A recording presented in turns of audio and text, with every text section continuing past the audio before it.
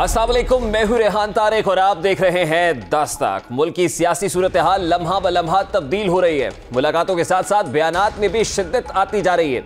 ऐवान के अंदर फैसला कुन मार्के से पहले प्रेस कॉन्फ्रेंसेस, अवामी इज्तिमात और गर्मा गर्म बयानात के जरिए अपोजिशन और हुकूमत के माबैन पैगाम रसानी का सिलसिला जारी है।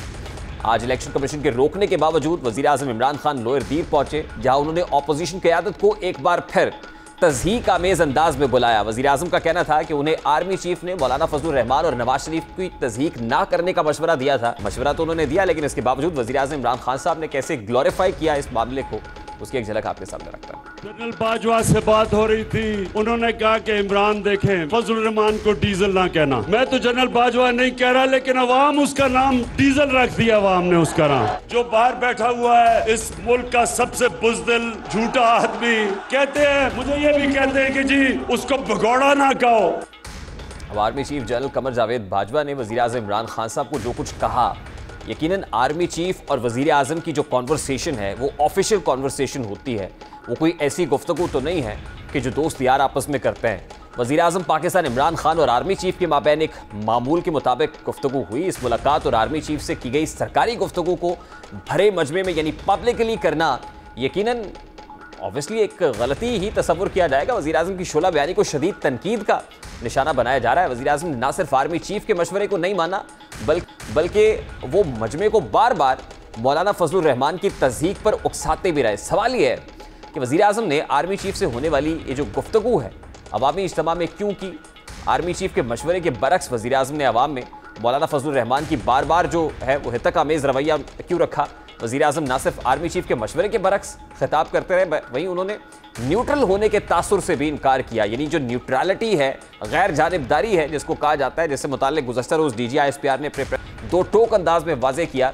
वज़ीर आज़म जो माजी में न्यूट्रल एम्पायर के हामी थे, आज वही इमरान खान भरे मजमे में दावा करते हैं कि न्यूट्रल तो जानवर होते हैं, इंसानों को अच्छाई के साथ खड़ा होना चाहिए। इससे मुताल्लिक वो क्या कह रहे थे वो भी आपके सामने रखते हैं।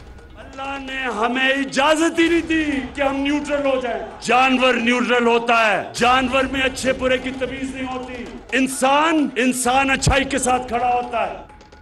माजी में वज़ीर आज़म बतौर क्रिकेटर इस बात का क्रेडिट लेते रहे हैं कि क्रिकेट में न्यूट्रल एम्पायर उन्होंने मुतारिफ कराए हैं। तो अब न्यूट्रल वो कह रहे हैं कि कोई नहीं होता, न्यूट्रल जानवर होता है। वज़ीर आज़म का ये बयान एक ऐसे वक्त में सामने आया है जब गुज़श्ता रोज़ तर्जुमान पाक फ़ौज की जानिब से बार बार वजाहतें दी गई। गुज़श्ता रोज़ भी तर्जुमान पाक फ़ौज मेजर जनरल बाबर इफ्तिखार ने दो टोक अंदाज में कहा था कि इन मामलात पर क़यास आराइयाँ ना की जाए, फ़ौज को यानी इदारे को सियासत से दूर रखा जाए।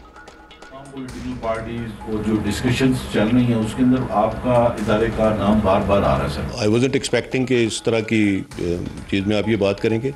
मैंने लास्ट अपनी प्रेस कॉन्फ्रेंस में ये बात बड़ी क्लैरिफाई कर दी थी कि फ़ौज का सियासत से कोई लेना देना नहीं है। आई वुड अगेन रिक्वेस्ट इसके अंदर अननेसेसरी ना स्पेकुलेट किया जाए और ना ही इस चीज़ के अंदर किसी किस्म की अननेसेसरी डिस्कशंस की जाएं। क्या कह रहा है, मैंने बार बार ये कहा है कि अगर किसी को ये शक है या किसी का ये ख्याल है कि हमारी तरफ से कुछ हो रहा है तो उसका कोई एविडेंस होगा, उसका कोई प्रूफ होगा। आज तक तो कोई सामने नहीं लाया। सो दैट मीन्स मैं आपसे ये रिक्वेस्ट करूँगा कि आप फिर उनसे सवाल करें बजाय इसके कि आप मुझसे सवाल करें। मैं तो आपको अपना जवाब दे चुका हूँ। इसी हवाले से जब मौलाना फजलुर रहमान से सवाल किया गया तो उन्होंने भी इस्टेब्लिशमेंट की न्यूट्रल किरदार की जरूरत पर जोर दिया। इमरान खान साहब ने कल तकरीर में कहा है कि मुझे जनरल बाजवा ने कहा कि मौलाना साहब का नाम ना बिगाड़ा करो, तो क्या आपने कुछ शिकायत की थी जनरल बाजवा को? नहीं, मुझे ऐसी कोई सियासत करनी ही नहीं है, न कभी मैंने की है। मुझे आप जानते हैं, अगर आपको उम्र कम भी है तो काफ़ी अरसे से आप मुझे सुन रहे हैं। हमारे लिए काबिल एहतराम है, जिस तरह सिविल ब्यूरोक्रेसी हमारे लिए काबिल एहतराम है, मिलिट्री ब्यूरोक्रेसी भी हमारे लिए काबिल एहतराम है। हम यही कहते हैं कि अपने काम से काम रखें। और अगर वो कहते हैं कि हम गैर जानिबदार हैं, हमारा सियासत से कोई ताल्लुक नहीं है, तो इसके जवाब में वो क्या कहता है कि न्यूट्रल तो जानवर होता है। अब वज़ीर आज़म का अंदाज जो काफ़ी जारहाना दिखाई दे रहा है और अवामी इज्तिमात के अंदर वो जारहाना गुफ्तगू कर रहे हैं, तो शायद ऑपोजिशन ने भी सोच लिया है कि अभी ईद का जवाब पत्थर से देना है और पूरा काउंटर अटैक करना है। अब वज़ीर आज़म क्या कह रहे हैं और ऑपोजिशन कैसे काउंटर अटैक कर रही है। आपने देखा कि आसिफ अली ज़रदारी जो कुछ उन्होंने कहा उस पर बिलावल भुट्टो साहब ने एक प्रेस कॉन्फ्रेंस की, उस पर दो टोक अंदाज में उसका जवाब दिया। आज भी जो वज़ीर आज़म साहब ने गुफ्तगू की उस पर ऑपोजिशन का क्या रद्द-ए-अमल है वो भी आपके सामने रखते हैं। जहां ऑपोजिशन और हुकूमत के दरमियान लफ्जी गोलाबारी जारी है, वहीं जोड़ तोड़ की सियासत भी उरूज पर पहुंच चुकी है। काफ लीग की जानिब से पार्टी के अंदर ऑपोजिशन और हुकूमती इत्तेहादियों से मुशावरत की जा रही है। खबरों के मुताबिक मुस्लिम लीग काफ की तरफ से आइंदा 48 घंटों में हतमी फैसला करने का इम्कान है। हुकूमत की जानिब से इत्तेहादियों को मनाने के लिए असद कैसर, असद उमर और परवेज खटक ने काफ लीग के रहनुमा तारिक बशीर चीमा से मुज़ाकरात किए हैं।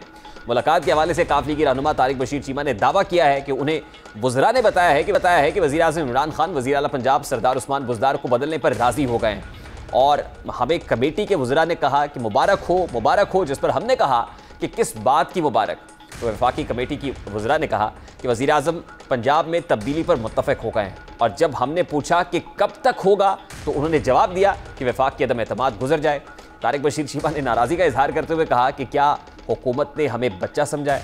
हम कैसे यकीन कर लें कि वफाक में अदम एतमाद के बाद हुकूमत अपने वादे पर क्या फ़ैसला करती है।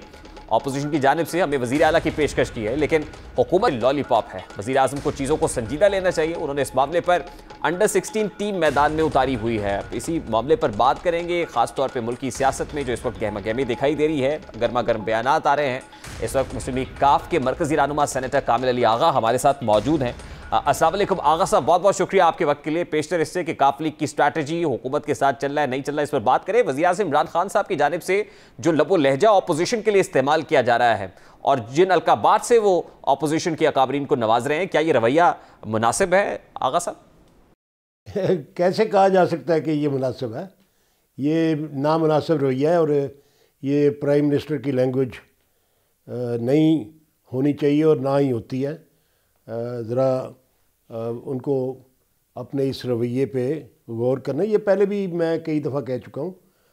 वज़रा और ख़ास तौर पे प्राइम मिनिस्टर जो हैं वो उनका लबो लहजा जो है वो बहुत मुतदिल होना चाहिए और ऐसा लहजा होना चाहिए जो दूसरों के ऊपर नागवार ना गुजरे और मिसाल खाना तर्ज़ अमल ही मेरे ख़्याल में हुकूमती रवैया होता है।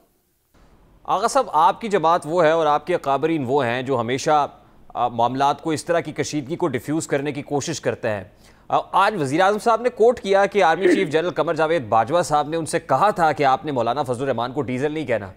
बावजूद इसके कि उन्होंने मना किया, आज इसी लफ्ज़ को ग्लोरीफाई किया गया लोअर दीर के जलसे में। अब आर्मी चीफ जब वज़ीर आज़म से कोई बात करते तो ऑब्वियसली ऑफिशियल कैपेसिटी के अंदर करते हैं, उसकी अपनी एक सैंक्टिटी है। क्या ये इदारे के साथ ट्रस्ट डेफिसिट को वाज़े नहीं करता सर?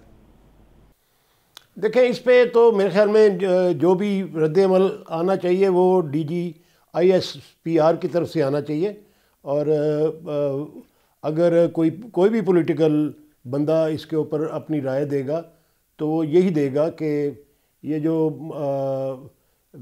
ऑफिशियल मीटिंग्स होती हैं, ज़ाहिर है प्राइम मिनिस्टर की मीटिंग जो है आर्मी चीफ के साथ जो भी हुई होगी वो ऑफिशियल हुई होगी, कोई दोस्ताना या कोई दूसरा कोई जो एक पॉलिटिकल मीटिंग तो नहीं हो सकती ना।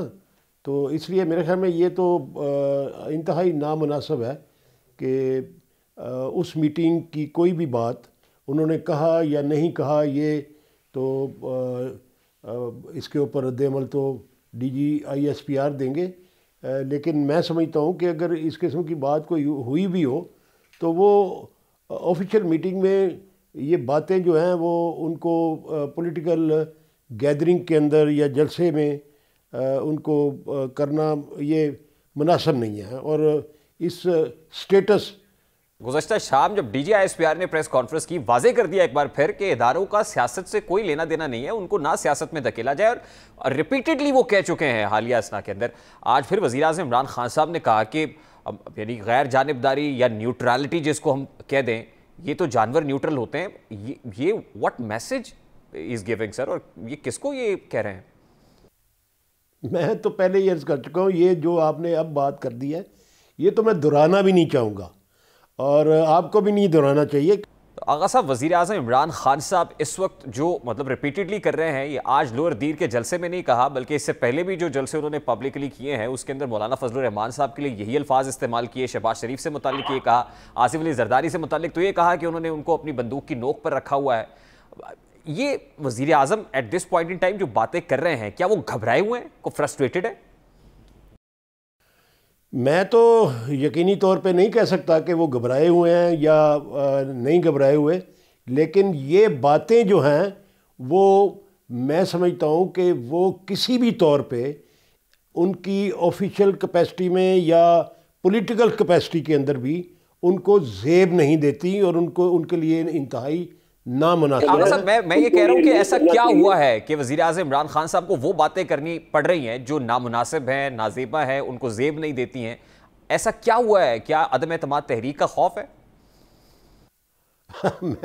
मैं तो ये नहीं कह सकता। ये तो वो कहते हैं कि मैं क्या नाम है उसके साथ उनको फेस करूँगा और उसके मेरे पास मेंबर पूरे हैं, और जब नंबर पूरे हैं तो मेरे ख्याल में फिर घबराने वाली बात नहीं है। और ये जो बातें की जा रही हैं इसको फ्रस्ट्रेशन भी कहा जा सकता है, और शायद फ्रस्ट्रेशन हो सकता है कि इस किस्म की जो गुफ्तगू हो रही है वो फ्रस्ट्रेशन के ज़ाविये में शायद आती है।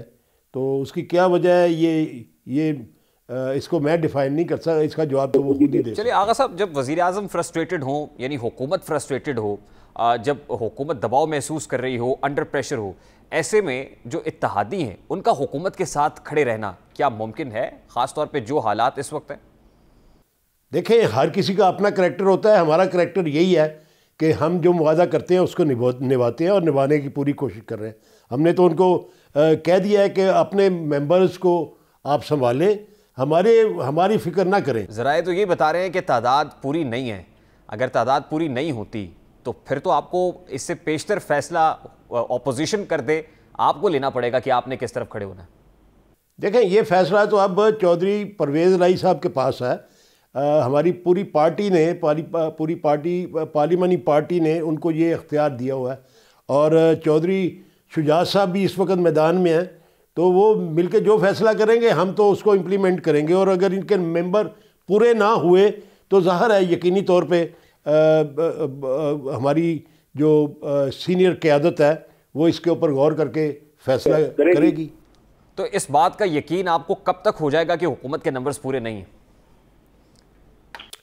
देखें, ये अगले 2-4 दिन के अंदर अब तो मिनट टू मिनट चीज़ें जो हैं वो वाज़ेह होती चली जा रही हैं, और बादल छुट रहे हैं, और जो अपना धुंधलाहट थी वो भी ख़त्म होती जा रही है। चीज़ें बड़ी वाज़ेह नज़र आना शुरू हो रही हैं। तो यकीनी तौर पे मेरे ख्याल में अगले चंद दिनों में फ़ैसला तो होगा, जो भी कुछ होगा। आपने जैसे फरमाया कि चीज़ें बड़ी वाज़ेह तौर पर अब दिखाई दे रही हैं और बड़ी तेज़ी से डेवलपमेंट्स भी हो रही हैं। कामिल अली आगा साहब, आपने कहा था कि आप रियासत के साथ खड़े होंगे। रियासत किसके साथ खड़े? और हम तो खुद रियासत है भाई। रियासत के साथ हर पाकिस्तान का मुहब्ब वतन शहरी जो है वो रियासत है, और रियासत इसी का नाम है।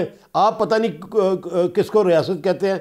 मैं तो समझता हूँ कि हर मुहब्ब वतन शहरी जो है वो रियासत का हिस्सा है और रियासत के साथ खड़ा है। मैं तो आपकी जो कही हुई बात है उसको दोहरा रहा हूँ, आपसे पूछ रहा हूँ कि आप क्यों। मैं भी उसकी वजाहत कर रहा हूँ आपके सामने। चले मैं इसको थोड़ा सा और क्लियर कर देता हूँ। आपके ख्याल में हुकूमत और इदारे सेम पेज पर है? हुकूमत और इदारे सेम पेज पर होने चाहिए, क्योंकि आइन की रूह यही चाहती है कि अदारे और हुकूमत एक पेज पर हों और रहें। आप कौन से पेज की बात कर रहे हैं मुझे नहीं पता। मैं समझता हूँ कि चूँकि आइन पाकिस्तान ये बड़ी वजाहत से बयान करता है कि तमाम अदारे जो हैं वो हुकूमत के मुताहत होते हैं और रियासत के पाबंद होते हैं।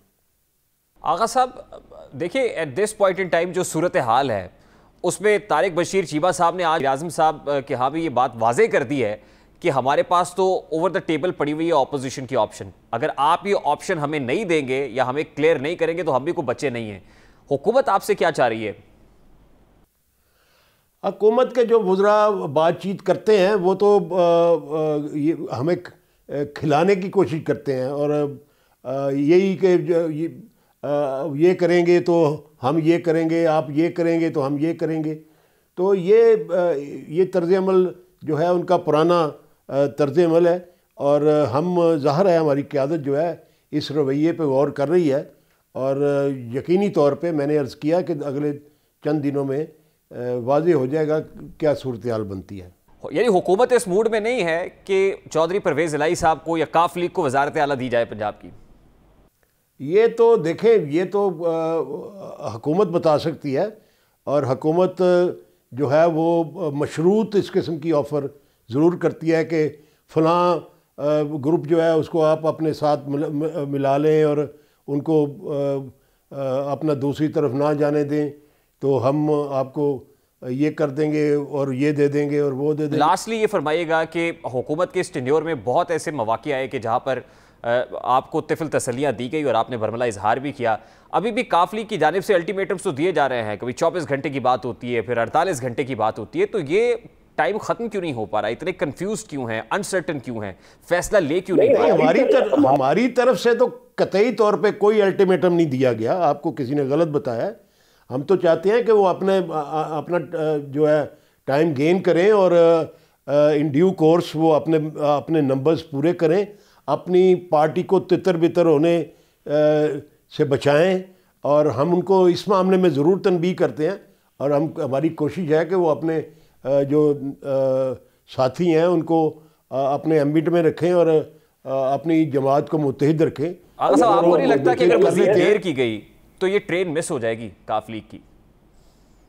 देखें, जो पॉलिटिक्स है उसके अंदर ट्रेन किसी की मिस नहीं होती और हमारी सीनियर क़यादत जो है वो अपनी ट्रेन मिस करने वाली नहीं है। ट्रेन मिस होगी तो हुकूमत की होगी। हमारी कतई तौर पे हमारे लिए ऑप्शन खुले हैं, हमारी विन विन पोजीशन है। शुक्रिया। सेनेटर कामिल अली आगा साहब हमारे साथ मौजूद थे। ट्रेन अगर मिस होगी तो हुकूमत की मिस होगी, हमारी ट्रेन मिस होने वाली नहीं है, ये वो कह रहे हैं। अभी एक क्विक शॉर्ट ब्रेक लेते हैं, ब्रेक के बाद वापस आते हैं। आज एक बड़ी इंपॉर्टेंट मुलाकात के चर्चे भी हैं कि अब्दुल अलीम खान साहब नवाज शरीफ साहब से लंदन में मिले हैं। हुकूमत में ग्रुप बंदी का फ़ायदा कैसे हो रहा है, इस पर बात करेंगे इस ब्रेक के बाद। हमारे साथ रहिए।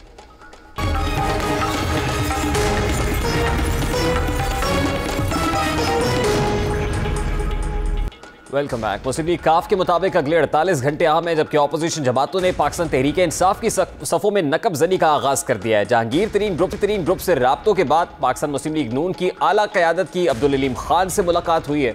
खबरों के मुताबिक अलीम खान ने लंदन में मुस्लिम लीग नून के कायद नवाज शरीफ से मुलाकात की है।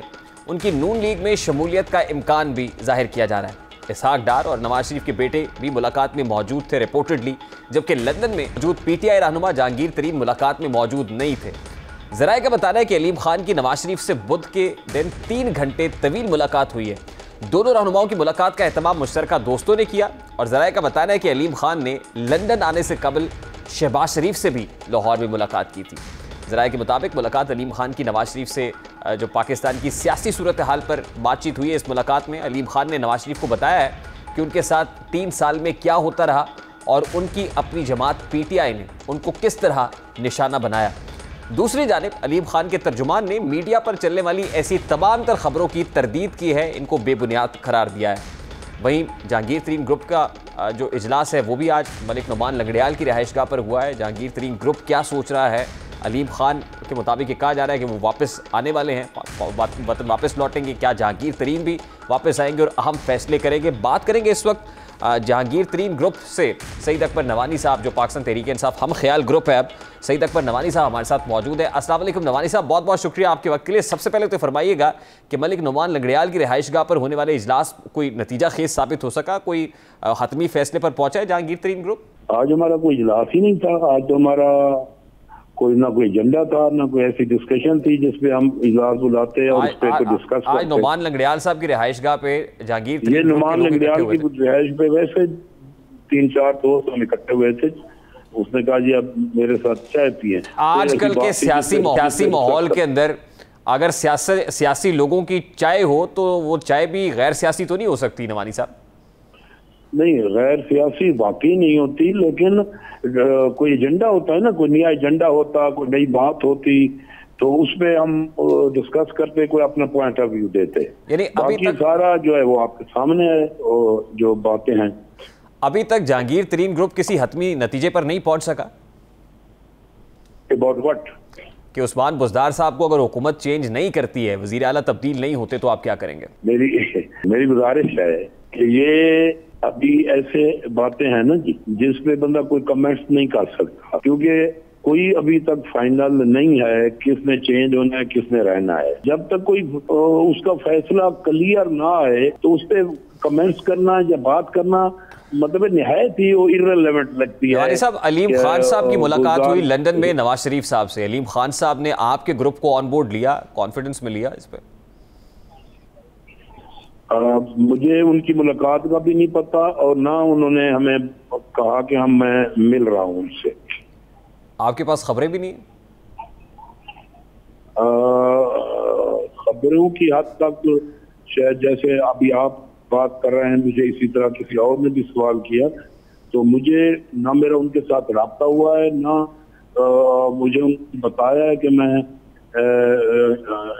नवाज शरीफ से मिल रहा हूँ। इसलिए मैं उस पर कोई कमेंट्स नहीं कर सकता। वो तो खुद ही कोई बेहतर बात करेंगे जो मिले हैं उनसे। जहांगीर तरीन साहब भी लंदन में हैं, क्या वो भी नवाज शरीफ से मुलाकात का इरादा रखते हैं?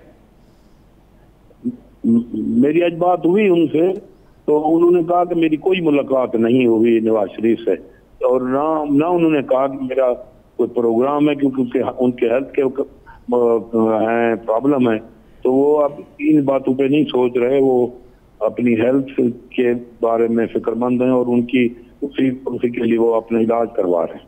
तो और मैंने आज वैसे सवाल किया उनका, यहाँ लोग कह रहे हैं, उन्होंने कहा मेरी कोई मुलाकात नहीं हुई और ना कोई मेरा इरादा है मिलने का। तो जहांगीर तरीन साहब की वापसी कब तक मुमकिन है नवानी साहब? शायद 4-5 दिन तक। अलीम खान साहब से भी उनकी लंदन में कोई मुलाकात नहीं हुई? बिल्कुल नहीं हुई। तो इस हवाले से जो अलीम खान ग्रुप के लोग हैं, उनके साथ आपकी बात हुई हो, क्या ये खबर दुरुस्त है कि अलीम खान साहब पाकिस्तान मुस्लिम लीग नून में शमूलियत का सोच रहे हैं?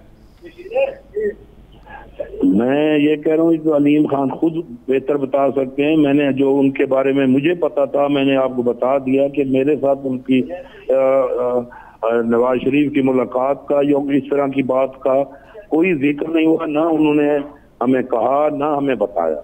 अच्छा नवाज साहब, लास्टली ये बताइएगा कि आपने बताया कि जहांगीर तरीन साहब 4-5 रोज में वतन वापस पहुंचेंगे, तो 4-5 रोज तक आपका जो ग्रुप है वो कोई फाइनल डिसीजन नहीं ले सकेगा? इसी तरह ही है।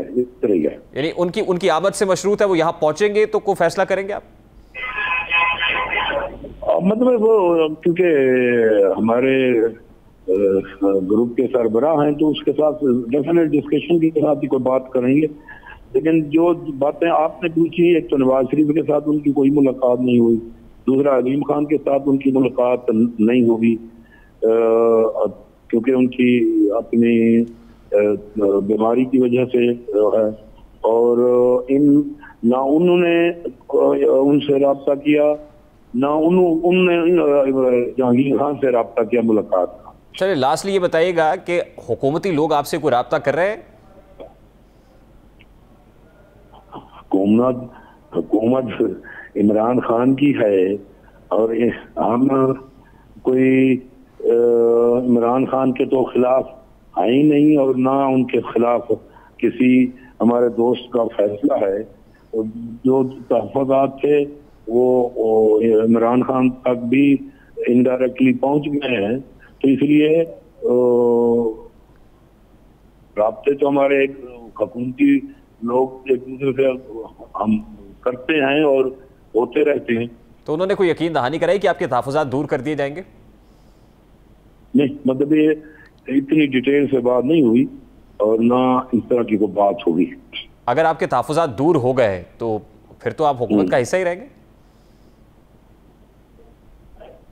ये सियासत में कोई हर्फ आखिर नहीं होता। जो तहफ़्फ़ुज़ात, क्योंकि हम PTI में हैं, इसमें कोई शक नहीं है, और इमरान खान के साथ भी कोई हमारे किसी दोस्त का इख्तिलाफ नहीं है। और तीसरी बात है कि जहाँ कोई गिले शिकवे होते हैं, अगर वो बड़े बाइज्जत अंदाज से और अच्छे अंदाज से अगर दूर करने की कोशिश की जाए, फिर तो उसमें जरूर गौर किया जाता है, उस पर फिर फैसला भी। लेकिन हमारे साहब, अगर बाइज्जत अंदाज में, खुशगवार अंदाज में, खुश उसलूबी से हल ना हो रहे हों तो फिर क्या करना चाहिए और फिर क्या होगा? नहीं, मैं तो वो बात करूंगा जितनी आप तक आपने की। अगर खुशसलूबी से नहीं होंगे तो वो फिर आपके सामने जो हो रहा है। तहरीक इंसाफ हम ख्याल ग्रुप के रहनुमा सईद अकबर नवानी हमारे साथ मौजूद थे। इत्तेहादी भी नाला हैं, हुकूमत के अपने लोग, खासतौर ख्याल ग्रुप के लोग जो फॉरवर्ड ब्लॉक्स की सूरत के अंदर मुख्तलिफ धड़े हैं, वो भी हुकूमत से खफा दिखाई देते हैं। ऐसे में हुकूमत भी भरपूर एतमाद दिखाई दे रही है कि हम तहरीक अदम एतमाद को नाकाम बना लेंगे और उसके लिए जो स्ट्रैटेजी हुकूमत ने कायम कर रखी है वो अभी तक ये है कि अपने लोगों को असम्बली इजलास में शिरकत के लिए नहीं जाने देंगे। अब अगर हुकूमत नहीं जाने देती तो फिर ऑपोजिशन के पास क्या नंबर्स पूरे होंगे कि तहरीक अदम को कामयाब कराया जा सके? ऑपोजिशन की स्ट्रैटेजी क्या है? के मरकजी रहनुमा नवीद कमर साहब ने हमें ज्वाइन किया है। अस्सलाम वालेकुम नवीद कमर साहब, बहुत बहुत शुक्रिया आपके वक्त के लिए। सबसे पहले तो फरमाइएगा कि हुकूमत की स्ट्रैटेजी इज क्वाइट क्लियर कि वो अपने लोगों को इजलास में शिरकत से रोकेंगे। आपकी काउंटर स्ट्रैटेजी क्या होगी कि अगर रोका जाता है और फिर देखा आपने पार्लियामेंट लॉजेस के अंदर गुज़श्ता रात में जो कुछ हुआ, अगर हुकूमत की तरफ से कुछ जारहाना हिकमत अमली होती है तो फिर आपकी जवाबी हिकमत अमली क्या होगी? देखिए, पहली चीज़ तो ये है कि अब हुकूमत को यकीन हो गया है कि नंबर्स जो हैं वो अपोजिशन के पास हैं और ये कामयाब होगा अगर सीधे तरीके से आईनी और कानूनी तरीके से पूरा प्रोसेस होता है। इसीलिए उन्होंने हर किस्म के और हथकंडे जो हैं वो सामने लेकर आए हैं। पहले तो ये जो प्रोपेगेंडा इनका चल रहा है, आर्टिकल 63 की अपनी तरफ से ही एक इंटरप्रिटेशन चला रहे हैं मेंबर्स को डराने के लिए कि जी स्पीकर जो है आपको वोट देने नहीं देगा। मतलब किसी के दिल में क्या है क्या नहीं है वो स्पीकर साहब को पहले से इल्हाम होगा, उनके पास पता नहीं कौन सा इल्म गैब होगा। जबकि 63A में एक एक चीज़ जो है वाज़े तौर पे लिखी हुई है। एक दफ़ा आप वोट दे देते हैं मनी बिल पे या वोट ऑफ कॉन्फिडेंस या नो कॉन्फिडेंस पे वगैरह वगैरह, तो एक दफ़ा आप जब वोट दे देते हैं तो उसके बाद हेड ऑफ द पार्टी जो है वो लिखता है स्पीकर को, और स्पीकर जो है एक पोस्ट ऑफिस है वो इलेक्शन कमीशन को लिखता है और उसके बीच में एक शो कॉज नोटिस देना पड़ता है जिस बंदे के खिलाफ एक्शन लेना मंजूर हो। नवीद कमर साहब, आप बिल्कुल दुरुस्त फरमा रहे हैं, लेकिन सवाल तो ये है कि अगर हुकूमत घबराई हुई है तो आप भी एक्स्ट्रा सेंसिटिव हैं, ऑपोजिशन भी ज्यादा हसास हो रही है कि पार्लियामेंट लॉजेस के अंदर 10 लोगों को बुलाने की इजाजत होती है, 70 लोग आ जाते हैं। 70 का नंबर जो है ये तो एक मफरूजे पे शेख रशीद साहब या पता नहीं हुकूमत वाले ने कहा एक कमरे के अंदर, आपने भी यहाँ के शायद कमरे देखे हों, कितने लोग पूरे आ सकते हैं भाई? ये 70 लोग कैसे एक कमरे में, कौन सा जादू है? ये तो हर चीज़ जो है अजीब व गरीब बातें कर रहे हैं। हाँ, आम JUI के कारकुनान कुछ एक सेकंड बात पूछी आए थे, मेरा ख्याल है कि 20 के करीब थे।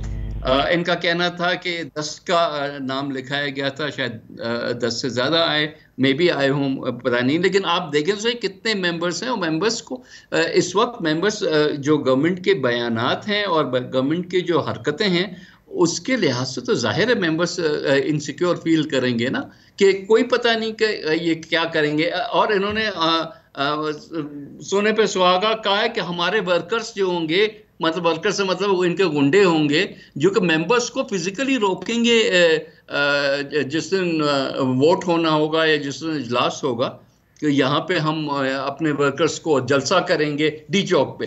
नहीं नवीद कमर साहब, इससे पहले कि हुकूमत एक्ट करती, आपके लोगों को डराया धमकाया जाता, आपसे बेजा में रखा जाता, जिस तासुर का इजहार आप कर रहे हैं, आप रिएक्ट करते, आपने तो पहले ही एक्ट कर दिया। लगता तो यह है कि हुकूमत की बजाय जरा ऑपोजिशन इस वक्त एक्स्ट्रा सेंसिटिव है। बात यह है कि JUI वालों को डायरेक्टली थ्रेट ज़रूर था, और इसीलिए मौलाना साहब ने भी कहा था कि जी हमारे लोग भी हमारे मेंबर्स की प्रोटेक्शन के लिए होंगे। हमें बिल्कुल शेख रशीद और उसके फॉलोअर्स, चाहे वो पुलिस हो इस्लामाबाद की या दूसरे फोर्सेस वो इस्तेमाल करें, उन पे ज़रा बराबर रत्ती बराबर भी ये इतना भरोसा नहीं है कि वो मेंबर्स की हिफाजत करेंगे। बल्कि हमें तो ये डर है कि वो इमरान खान के कहने पे उसके ज़ाती मुलाजिम होते हुए जो कल का एक्शन हुआ है वो तो जाती मुलाजिमों का एक्शन था ना, कि आके यूनिफॉर्म पहन के खड़े हैं तो क्या हुआ। हुकूमत को ये तो इजाजत नहीं हो सकती ना कि वो जिस मेंबर को चाहे वो घसीट के ले जाए, जिस मेंबर को चाहे अगवा कर ले। ये नहीं हो सकता, ये प्रीएम्प्टिव काम होने होते हैं। आज भी धमकियां दी हैं इंटीरियर मिनिस्टर ने। वो कौन होता है धमकियां देने वाला मेंबर्स को, कि हम जो है वो उनको जेलों में डाल देंगे, फिर उस दिन ले आएंगे, हमारी मर्जी। क्या ये इस किस्म ये मुल्क अब उस पॉइंट पे आ गया। मेरा ख्याल है कि हम बिल्कुल डेमोक्रेसी के एज पे खड़े हैं इस वक्त। नवीद कमर साहब, फिर क्या होगा? मामला धींगा मुश्ती की तरफ बढ़ेगा, कोई सियासी रस्साकशी होगी, दमादम मस्त कलंदर होगा, महाजराई होगी? फिर किसी और के लिए वो रास्ता खोल रहे हैं ना, तो ठीक है, उस हद तक भी अगर लेके जाएंगे चीजों को, हम नहीं चाहते कि वहां जाएं, उसमें किसी को फायदा नहीं है, उसमें पाकिस्तान को फायदा नहीं है और डेफिनेटली डेमोक्रेटिक फोर्सेस को उसमें फायदा नहीं है। लेकिन इमरान खान की तबीयत को जानते हुए वो किसी भी हद तक जा सकता है और हमें उस सारी चीज के लिए तैयार भी होना होगा और हम तैयार हैं। देखिए, लेकिन वो नॉन डेमोक्रेटिक फोर्सेस तो बार बार कह रही हैं कि हमें सियासत से दूर रखा जाए, वो तो बार बार ये कह रहे हैं, लेकिन ऑपोजिशन और हुकूमत इस वक्त दोनों फौज की बार बार बात कर रहे हैं। एक ऐसे मौके पर जब खुद तर्जुमाने पाक फौज आकर ये बात बावर करा रहे हैं कि हमारा सियासत से कोई लेना देना नहीं। देखें, उनको आना भी नहीं चाहिए और वो सही कह रहे हैं कि हम सियासत में नहीं हैं। लेकिन बात सारी ये है कि अगर आप यहाँ पे रेड जोन में फसादात कराने उसमें दरपे लगे हुए हैं, या मेंबर्स को जो है अपना जो आईनी हक है वो दिलाने की, सिर्फ अपनी कुर्सी बचाने के लिए, मतलब अगर ऐसे है तो आज वो ऐलान कर दे कि मैं इस मुल्क का शहंशाह हूं और मैं, और फिर उसके बाद मेरी औलाद जो है इस मुल्क के ऊपर चलेगी और कोई उनसे पूछने वाला ना हो कि तुम ये कैसे कर सकते हो। तो फिर आपके मेंबर्स को धमकियां मिल रही हैं नवीद कमर साहब? देखिए, थ्रेट्स तो सबको कलेक्टिवली आ रही है ना, मेंबर्स को इंडिविजुअली कोई जो पिछले जमाने में जैसे फोन कॉल आते थे कि फला वोट ऐसे करना है ऐसे करना, वो नहीं आ रही। लेकिन जो थ्रेट प्राइम मिनिस्टर मुल्क का खड़े होकर जलसे में थ्रेट देता है कि मैं बंदूक के नोक पे मैं रख रहा हूं इनको, तो ये इसको किसने हक दिया ये थ्रेट देने का?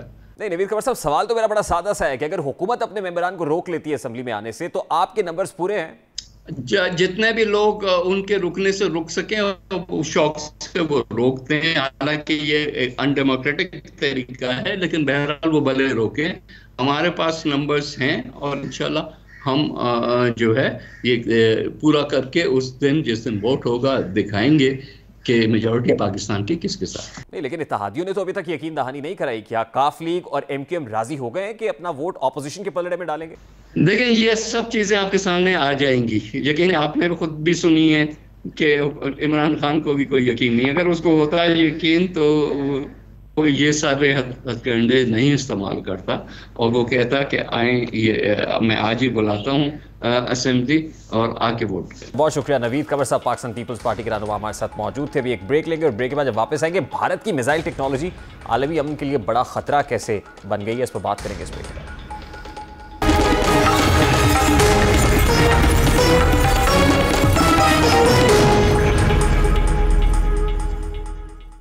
Welcome back. भारत नाम नेहाद दिफा के नाम पर आलमी कवानीन की धज्जियां बिखेर रहा है। जहां मुल्क में यूरेनियम चोरी की बढ़ती हुई वारदातों पर आलमी बरादरी परेशान है, वहीं भारत की missile technology international air traffic के लिए बड़ा खतरा बन गई है।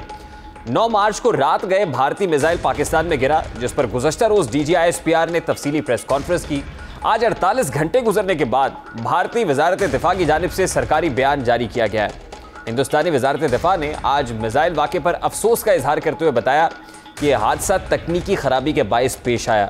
सरकारी बयान के मुताबिक 9 मार्च 2022 को मामूल की देखभाल के दौरान एक तकनीकी खराबी की वजह से एक मिसाइल हादसाती तौर पर फायर हुआ। मालूम हुआ है कि मिसाइल पाकिस्तान के एक इलाके में गिरा। अब ये भारतीय वजारत दिफा का स्टेटमेंट है। इस बयान में गया है कि हुकूमत ने इस मामले पर एक आला सतही अदालत की तहकीकात का हुक्म दिया है। अदालती तहकीकात होंगी और भारत जो अपने बजट का एक बड़ा हिस्सा दिफा पर खर्च करता है, जो खुद को चीन और पाकिस्तान का मुकाबिल बनाने की कोशिश करता है, जो आलमी दुनिया पर धाक बैठाने के लिए असले का सबसे बड़ा खरीदार बना हुआ है, एक बहुत बड़ा क्वेश्चन इसके बाद सर उठा रहा है कि क्या एटमी असासे महफूज है या नहीं। प्रोग्राम का वक्त अपने इख्तिताम को पहुंचे। आपसे मुलाकात होगी इंशाल्लाह अगले हफ्ता।